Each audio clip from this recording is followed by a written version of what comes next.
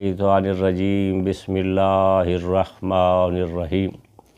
वबिही नस्तईनु वहुवा खैरुल मुईन अल्लाहुम्मा सल्लि अला मुहम्मद व आलि मुहम्मद बिस्मिल्लाहिर्रहमानिर्रहीम सुम्मा अतिम्मुस सियामा इलल लैल अल्लाहुम्मा सल्लि अला मुहम्मद व आलि मुहम्मद। मैंने अपने मोहतरम सामीन कराम की खिदमत में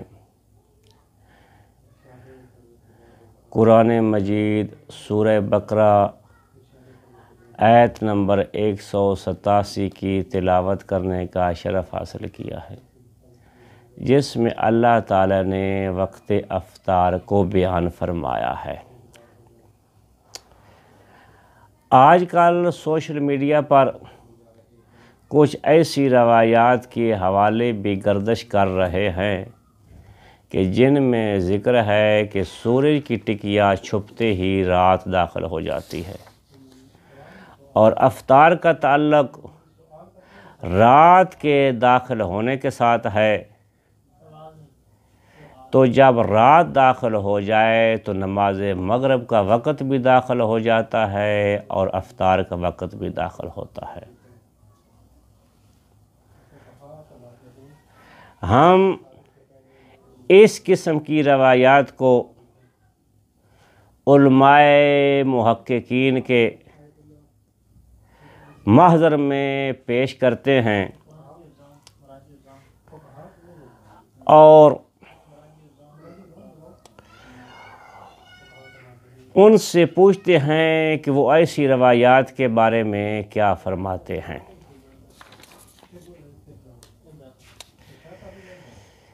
सैयद अब्दुल आला सब्ज़वारी रहमतुल्लाह अलैह अपनी किताब मवाहिबुर रहमान फ़ी तफ़सीरुल कुरान जिल्द नंबर 3 सफ़ा नंबर 103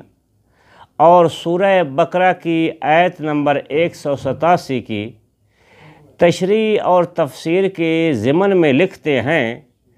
व वारदत रवायातुन कसीरतुन अनिल अइम्मतिल हुदा अन्नल लैला ला यदखुलु इल्ला बिज़िहाबिल हुमरतिल मशरिकिया अन सिमतिर राज। वो फरमाते हैं कि अइम्मा हुदा से बहुत सी ऐसी रवायात वारद हुई हैं जो दलालत करती है कि रात फ़कत उस वक़्त दाखिल होती है जब मशरिक़ की तरफ से नमूदार होने वाली सुर्खी सर की चोटी से मगरब की तरफ पलट जाए, यानी वो सुर्खी ज़ैल हो जाए। व अलैहि इजमाउल इमामिया, और इसी बात पर ही उलमाए इमामिया का इजमा है।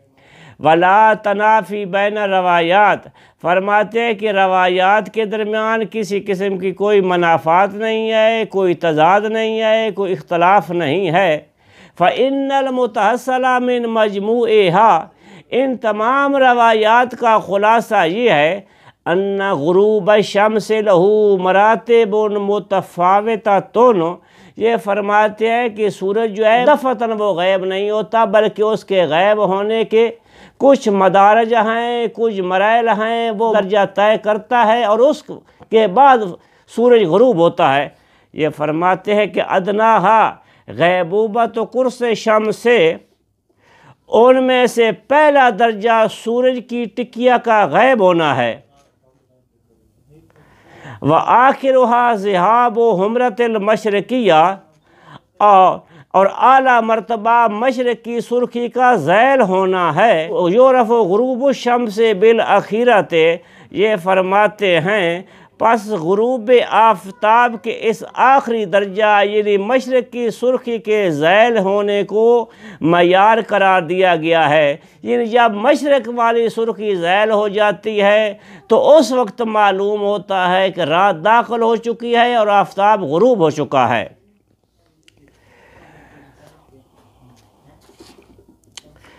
सैयद मोहम्मद हसन तरहीनी आमली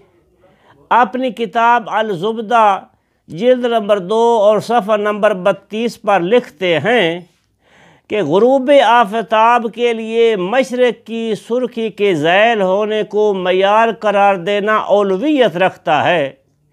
فرماتے کہ ٹکیہ کا غائب ہونا فقط حمرہ مشرقیہ کے ذیل ہونے کے ساتھ ہی حاصل ہوتا ہے، کیونکہ مشرق کی سطح مغرب پر بلند ہے اور یہ اس پر جھانکتا ہے، جس کا تذکرہ بعض روایات میں ہوا ہے۔ اس قسم کی روایات کا تیسرا جواب علماء محققین کی جماعت اس طرح سے دیتی ہے، روایات میں اس بات کی کوئی تصریح موجود نہیں ہے کہ سورج کی ٹکیہ ڈوبتے ہی مشرقی سرخی کے ذیل ہونے سے پہلے ہی وقت داخل ہو جاتا ہے۔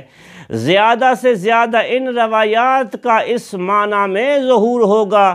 نہ کہ یہ نص ہوں گی، مگر جو روایات ان روایات کے مقابل میں ہیں، نماز مغرب کا وقت مشرقی سرخی کے ذیل ہونے کے ساتھ داخل ہوتا ہے، وہ صریح ہیں، اور ظہور جب صریح کے مقابلے میں ہو تو حجت نہیں ہوتا۔ خلاصۃ الکلام یہ ہوا کہ جو روایات استطارِ کرس کو وقت غروب کے داخل ہونے کے لیے کافی سمجھتی ہیں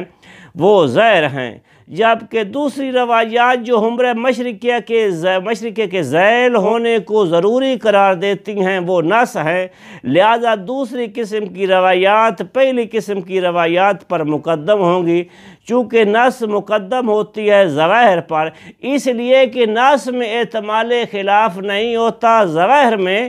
احتمال خلاف ہوتا ہے۔ میں اپنے شیعہ بھائیوں سے اپیل کرتا ہوں کہ ہمارے کچھ مشخصات ہیں، اپنے مشخصات کا دفاع کرو، اپنے مشخصات کی حفاظت کیا کرو،